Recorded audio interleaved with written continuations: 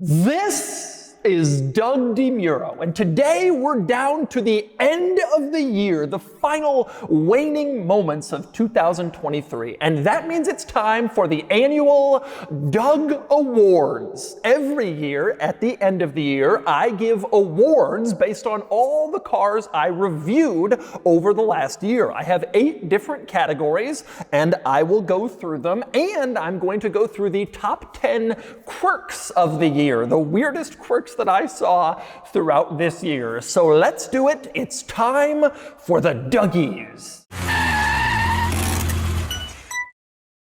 Okay, so here's how this works. 8 different categories of awards, and in each category, I'm going to give the runner-up, the second place car, and then the winner. And I'll go through them all, culminating in my Car of the Year award, the best, most important, most impressive car I drove this year, and then I will go through the top 10 quirks. And I will also show you in each category the vehicles that won in previous years. I've been doing this since 2017. This is my 6th year of the Dougies. So let's get started with the Doug is the Type of Guy award. Basically, this award goes to the car that is the most Dougish. Not necessarily the most quirky, but just like the most Doug reviewed this car just so he could review it, not because he thought it would actually get any views type of car. There are a few of these every year. You can see past winners here. These are very Doug is the Type of Guy cars, Lincoln Blackwood and the Oldsmobile Silhouette. This year there were a few. The runner-up was the Oldsmobile Aurora, which was a 1990s General Motors sedan that was generally shaped like a jelly bean. It was a ridiculous car. It was General Motors' attempt to be futuristic in the 1990s, and there were some futuristic touches, but it was kind of absurd. And I loved reviewing it. I've always wanted to review it, and I reviewed it, and we sold it on Cars and Bids, and that was a fun review to do. But the winner of this category, by far the most Doug is the Type of Guy car of this year, was the Saleen XP8, the Saleen Ford Explorer that I reviewed on Cars and Bids. This is a ridiculous car. It actually belonged to a friend of mine who sold it on Cars and Bids, and I got to review it when the auction went up. And it was a Saleen modified Ford Explorer, a high-performance 1990s Ford Explorer with a V8 and a supercharger and rear-wheel drive, and it was lowered, and it had a body kit, and it actually looked cool and drove pretty well, but such an absurd and ridiculous and obscure 1990s like Doug's special. And I loved driving it, I loved reviewing it, and frankly, I probably should have bought it. That was the Doug is the Type of Guy car of the year. Okay, next category, the only objective category in the Doug Awards, the most expensive car that I reviewed this year. The runner-up in second place was the Singer DLS, the Singer Porsche that I reviewed this year. That was a very special car, worth over $2 million. I'm not the biggest Singer guy, I have to admit. It was fun driving that car. I really enjoyed it. $2 million seems like a lot. I'm not the world's biggest. And everybody's like, oh, a Singer. And I'm like, yeah, I'd rather just have, you know. But that was the second most expensive car I drove this year. The most expensive car I reviewed this year was the Ferrari SP3 Daytona, which only cost a little bit more, I think. But a truly, truly amazing and special car, and a ridiculous looking one, and a fast one, and just an absurd and crazy Ferrari. The SP3 Daytona, my most expensive car I reviewed this year. Okay, next category is Bargain of the Year. And you can see previous Bargains of the Year on the screen. These are the cars that I drove this year that I felt were just an incredible deal for the money, considering either the performance or the design or the capability, just an absolute bargain for what you pay for the car. Now, I've always had cars in this category that really fit the bill. The Porsche Panamera S I had in this category back in 2020. I was talking about what a bargain that car was. A lot of people have started bringing that up recently, but I was talking about it years ago. But not just that, like it's always really powerful, fun, sporty cars that are just not all that expensive for what they offer. The runner-up this year goes to the Ferrari 360 Modena 6-speed. That car sold on the site for $102,000, and it was just so much fun. And I had a 360 a bunch of years ago, and I remember being disappointed with it, and I made that very clear. It was like 10 years ago. And I think I've come around on what the 360 is over this time, and I've started to realize it's not an F50 or an F40, but it's just like a fun, exotic car. A lot of them had manual transmissions, and they're not all that much money, and they're pretty reliable. And so for $100,000, you can drive like a low-slung, mid-engine, reliable, fast, manual transmission, gated V8 Ferrari, and you'll sell it for about $100 and you won't put that much into it. And it kind of seems like a bargain as long as you're not going into it hoping that it's going to be like this life-changing, F40 experience, which I was, I think, when I had the car 10 years ago. These days, if you just look at it as like a cooler Cayman or 911, that's exactly what it is. It's a special car. And it's our runner-up for Bargain of the Year, because the winner for Bargain of the Year is the C6 Chevy Corvette Z06. We sold this car on Cars and Bids for $35,000. And I gotta say, that's a lot of car for the money. Back in 2019, my Bargain of the Year was the C5 Corvette Z06. And a lot of car enthusiasts talk about what a bargain the C5 Z06 is, because it was a fast, surprisingly adept, skillful handling car, and you can get them for like 20.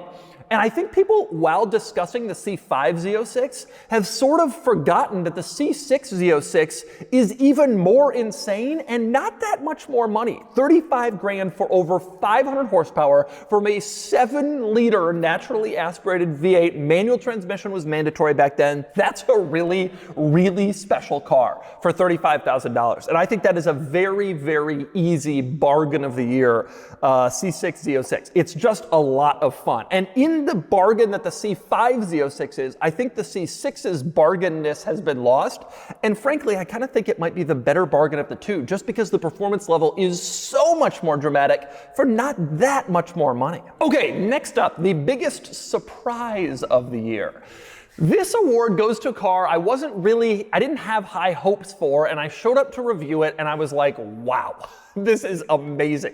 And that happens every so often. Even with all the experience I have, I've reviewed 1,000 cars at this point probably, and still I show up sometimes to a car and I'm like, all right, let's get this out of the way, and then it really astonishes me. There are two runners-up this year. One is the Spyker C8, which I reviewed at the start of the year. I reviewed a Spyker years and years ago, but my opinions have shifted a lot since then. I've driven a lot more cars, and I've always kind of viewed it as like this stupid orphan supercar that was a kind of a whatever thing, in the same category as some of these other failed supercar brands. But this year when I drove the Spyker, it really hit me like, wow, this is a lot of fun to drive, and the detail work is so cool, and it's so rare and special, and because it has this Audi powertrain, it's actually pretty reliable, and parts are available, and even though Spyker is now a dead brand, this is a pretty neat car. And Spyker values have gone up, and it's actually a shame, because I had this realization only after values have kind of gone up. You could buy these cars for $150 a few years ago, and now they're $300 plus. But I really liked that car, a lot more than I think I gave it credit for in the past. The other big surprise of the year, the other runner-up for big surprise of the year, there's two, the Toyota Prius. The new Prius has been getting a lot of press and accolades. I would have put this as my number one biggest surprise of the year, except that the driving experience wasn't that much of a surprise. The style and design was quite surprising. Toyota really put a lot of thought and effort into this car that had kind of been maligned by enthusiasts. And frankly, they didn't have to put this effort in. They would probably continue to sell at a fairly moderate pace. It is just a normal blobbish car, but they made it great. And it was a big surprise. But unquestionably, and this was the first car that I put in the first category locked in, unquestionably the biggest surprise of the year was the Lamborghini Huracan Starato, the off-road version of the Huracan. I have heard about this car for the last couple years, and I'm like, okay, that seems cool, but whatever. I don't know. It's in my. I don't think a lot about new supercars. It's not really my thing. So the Huracan Starato has been talked about, and I'm kind of ignoring it, but thinking it's a cool idea. And I get this invite to the press launch for the Huracan Starato, which is a surprise because I don't usually get press launch invites for supercars. Supercar manufacturers and it's not that we don't get along, it's not my bread and butter reviews usually. McLaren and I do stuff, and I've done a couple Ferraris, but anyway, I get this invite, and I was kind of surprised. I was like, all right, it was at Chuckwalla, which is local basically to me, 4 hours away. I was like, all right, I'll go to that. So I drove out there, and got in the Starato, and we did it. The course they had set up was half on the racetrack and then half just off the track and in the brush. And it was about halfway through the first lap when I decided I wanted to buy this car. I was like, this is the coolest thing I have ever been a part of, and I need to buy this car. And on the drive home from Chuckwalla, after filming the video and then driving it for a few hours the rest of the day, I called O'Gara, which is the Lamborghini dealership here. I have a relationship with them. I filmed a bunch of cars with them. And I said, I want a Storado. Can you get me one? And they said, yeah, we still have a couple. There's a list, but you know, we can match you up with an allocation. And so I said, great. And so that was in like February, March. And I spent the next 2 months agonizing on the configurator, like agonizing, which options I want. I was like, this is going to be so cool. I'm going to order a supercar. I never have done it before, and I'll never have the chance again because I'm not going to buy a plug-in supercar new. I have a suspicion. So I do it and I get all excited. June, July rolls around, and I just decided I really wanted a Countach. And so they called me and said, hey, look, we're ready to put your order in. You know, we need a $15,000 deposit to hold it. And I talked a lot to my wife, to my friends, and I was just like, you know what, I called them, I said, I think I have to bail. And they said, hey, it's fine, we got 10 other people who are gonna get one. And I bought the Countach instead. And I have no regrets, but I am stunned at how good the Storado is. It is an incredible off-road thing. It has the best ride of any supercar I've driven in years because it has more clearance, these better, higher profile tires. It's just incredibly, and it's just cool. You can get it with a roof basket and lights. I had it wonderfully configured. And it's just so cool. And I actually think the Storado has been criticized heavily by Lamborghini enthusiasts. If you go on the Lambo forums, it's ugly, it's stupid, why would anyone want this? And I think that is the makings of a future successful car. Cars that are kind of maligned when they first come out, I think eventually become, wow, this is cool. Plus, this is the end of the line for the Huracan. It's the last V10 models. I was going to be getting one of the very last ones. I probably should have done it, but I didn't. And no regrets. Love my Countach. Truly, deeply love it. But the Storado was a massive surprise this year. An incredible car. Anyway, okay, I'm down to the top 4 categories. We're really getting up to the big ones. Next category is worst car of the year. And you can see the worst cars that I've had in years previous. These have all been truly terrible cars. And no exception this year. Worst car of the year. Runner up for worst car of the year, the new BMW XM. This vehicle is absolutely appalling. And I say this as a fan of most modern BMWs. You go online and all the BMW enthusiasts are like, oh, the new 5 Series is ugly, the new 7 Series is ugly, the iX is ugly. They've lost the plot. Well, they don't care about the plot from the 90s anymore. They're selling a lot of cars. But the XM is an awful vehicle. They clearly came out with it as a flagship SUV to compete with the G-Wagon. The difference being that the G-Wagon has this awesome boxy styling and this off-road capability, this attitude that it exudes. The XM has no history, no boxy styling. In fact, it's quite ugly. But when I reviewed it, I criticized the styling, but I was very careful to say the styling is about the 8th biggest problem with this car. The real big issues are it's unbelievably expensive for what it offers. The performance is nowhere near what it should be for the price point. The interior is not all that great. The driving experience is not all that great. It's just a badly done car. And I think the market agrees with me because I reviewed it when it was first coming out back in March, so 9 months ago, and on the road I have seen precisely 1 in car-loving Southern California. 1. But that's not the worst car of the year. The worst car of the year, the winner was the Mitsubishi i-MiEV, which is this tiny egg-shaped electric car that I reviewed earlier this year that was truly awful. The i-MiEV, when it came out 12 years ago, had something like 65 miles of range. The one I drove had like 35 miles of range, and if you turned up the air conditioning, it went down to like 25 miles of range instantly. Terrible car, drove poorly. It was supposed to be an electric city car. And honestly, back then, it was kind of acceptable as an electric city car because in 2011, 2012, there weren't a lot of electric cars. These days, EVs have become a thing, right?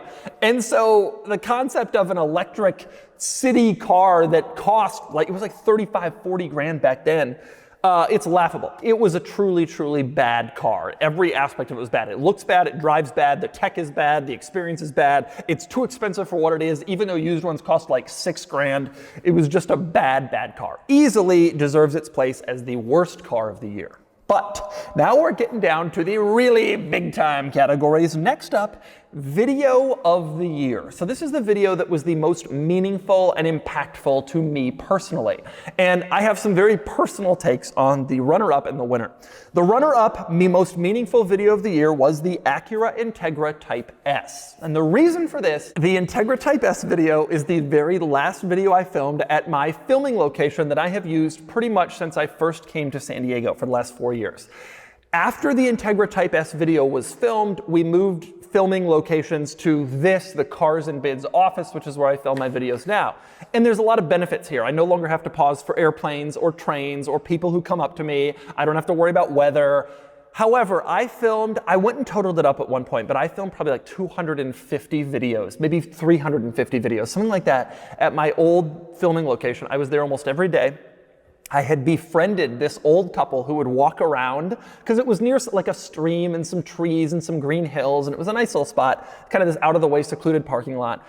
And I had befriended this old couple, and it was so funny because I would show up in all these incredibly special cars, the McLaren Elva, and just ridiculous vehicles, the newest Ferrari, the Lotus Emira, the incredible cars. And the only people who were ever back in this parking lot was this old couple who would walk around. And we'd chat for 5 minutes. Hey, how you been? How's your day? We'd see each other 3 times a week. And they didn't care at all about the cars. And so I'm sitting there thinking to myself, I'm here with an Elva. If a lot of people were here, they would freak out and lose it and take all these pictures. And instead, it's this old couple they both drove Subarus, and they were just like, oh, hey, Doug, nice to see ya. How are the videos going? It was so funny. But I would, in that location, I saw frogs, I saw coyotes, I saw deer on the hillsides. I loved it there. I was outside every day. The train would go by when I would film. Sometimes you can see it in the background, some of my shots.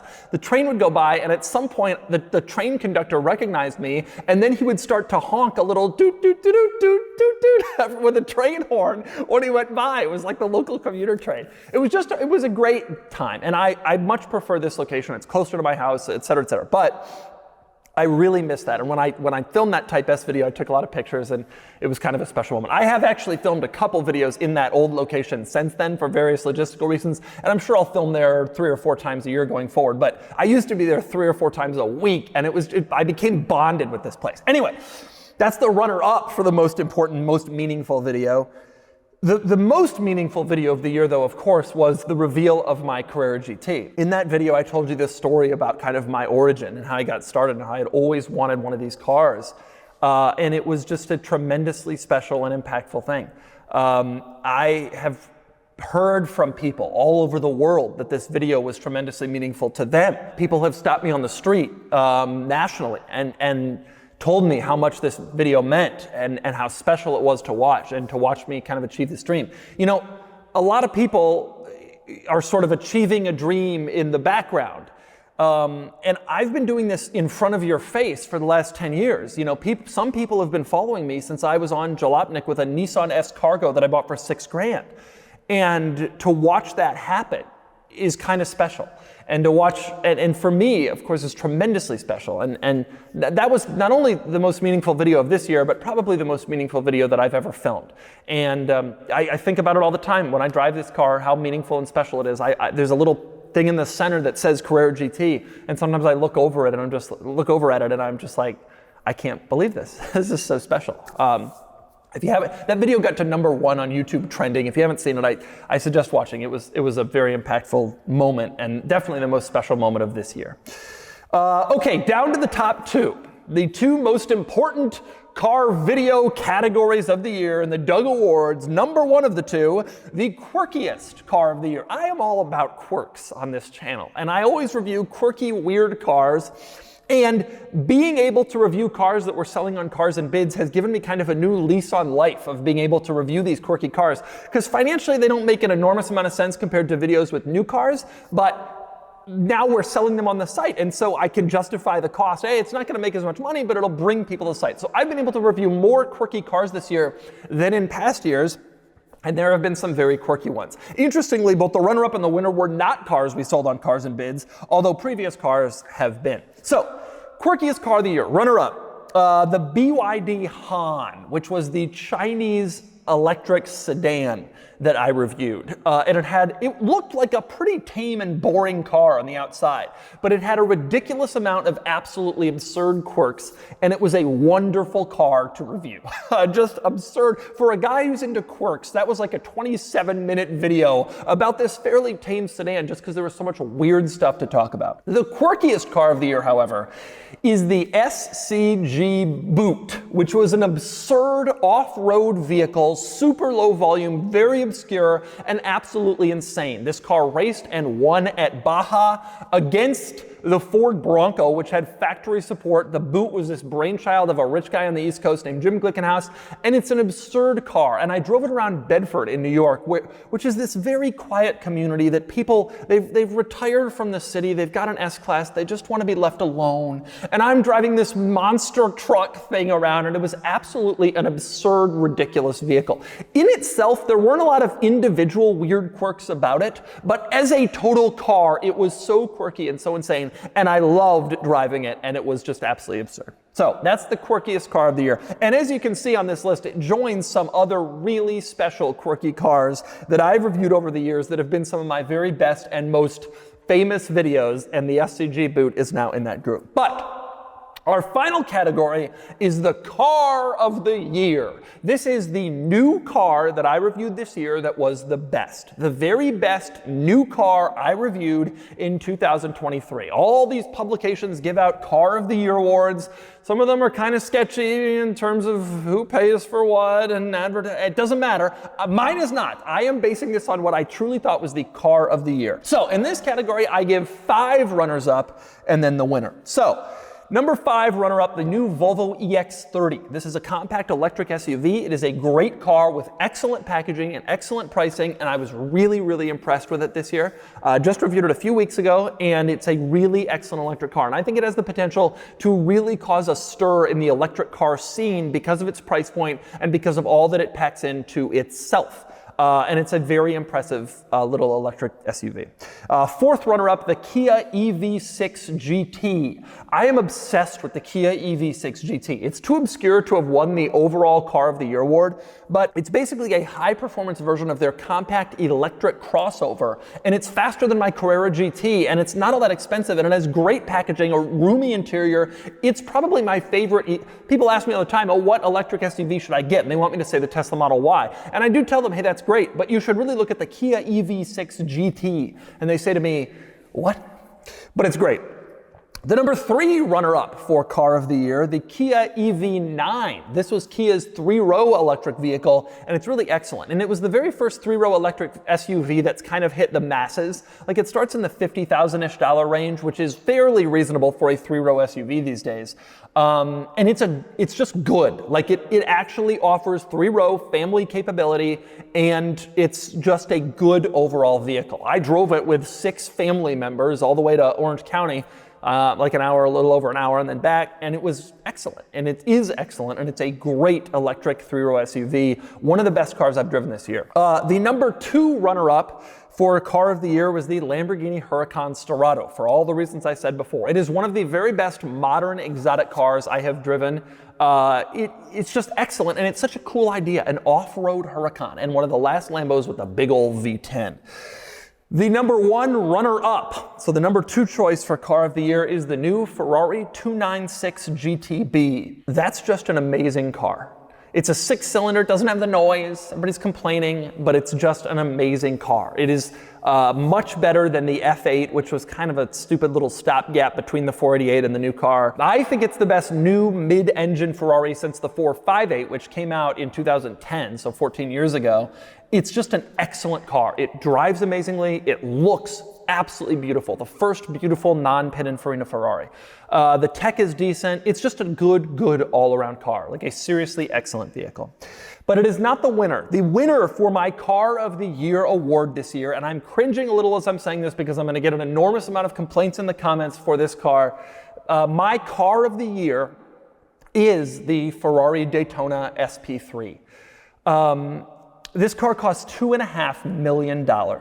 I do not typically award my car of the year to a very valuable car. You can see the previous winners here. The Ford Raptor won the first year, it had just come out. The Bugatti Chiron won the next year, admittedly, but then it was the Model 3 Performance, the Chevy C8 Corvette, and the last 2 years it's been the two Rivians, the truck and the SUV. I don't like to give this award to really unattainable cars because I think that kind of, you can't go buy my car of the year. It doesn't make it, it's not a vehicle you'll see ever. It's not a vehicle most people will even get to experience. But the SP3, I think, will go down. I'm making this statement. I think will go down as the last great Ferrari ever. I think that Ferrari is about to hit this moment where they kind of switch to electric. I think that's going to really fracture the demographic of people who are interested. I think there will always be a group of Ferrari owners and Ferrari enthusiasts who will never fully embrace electric Ferraris. I think there will be a new group of Ferrari enthusiasts who only embraces electric Ferraris because they're going to be so fast. And I think there's going to be this fracture. And I think the SP3 is the very last Ferrari that is built under the old ethos of making a truly special gasoline-powered car. I think the SP3 is more special than the LaFerrari. I think the SP3 is probably my favorite super Ferrari except for the F50 and the F40. And most people don't call it a super Ferrari, but it is. It's a LaFerrari engine without the hybrid crap, and it's even more limited. The SP3 Daytona is, I think we will be talking about the SP3 Daytona someday as a car that is in the lineage of vehicles like the 275 GTB, the 250 GTO, the F50, the F40 as some of the greatest Ferrari models of all time. And the fact that the styling is weird and has been complained about further serves my purpose. I think that car has a resurgence in 20 years when people look back and say, wow, that thing was really cool. I think the SP3 Daytona truly, I think, is probably the very last special Ferrari of all time if you believe in combustion engines and super low production and kind of the ethos that Ferrari has been about since its founding. One of the great Ferraris. And I think people are going to hold, I think the F50 is probably the greatest driving car I've ever driven. I think the SP3 is going to be notched right behind the F50 in terms of its impact and its specialness for Ferrari forever. And so it's my car of the year. And I know it's incredibly expensive and I know it's unattainable, and so I'm sorry. But I think we're going to see that being kind of the last Ferrari as we know. So with that in mind, let's get on to the top 10 quirks of the year. And I'm going to go through these a little quicker until the top few. 10 best quirks. This was hard to do. I had to narrow down like 30 into 10, but I did. And so we'll go through them now. Number 10 best quirk of the year, the Huracan Storado's off-road capability. This car is ridiculous. It is a Lamborghini supercar that can go off-roading. It is an absolutely crazy machine, and the mere fact that it can do that is a ridiculous quirk in itself. And I think people aren't talking enough about just how quirky and insane this is. Number 9 quirk of the year, the SCG Boots styling. I called this my quirkiest car of the year, but the quirkiest thing about it is really its design. This thing was designed as an off-road desert runner, but you can use it as family transportation if that's what you want, if you are insane.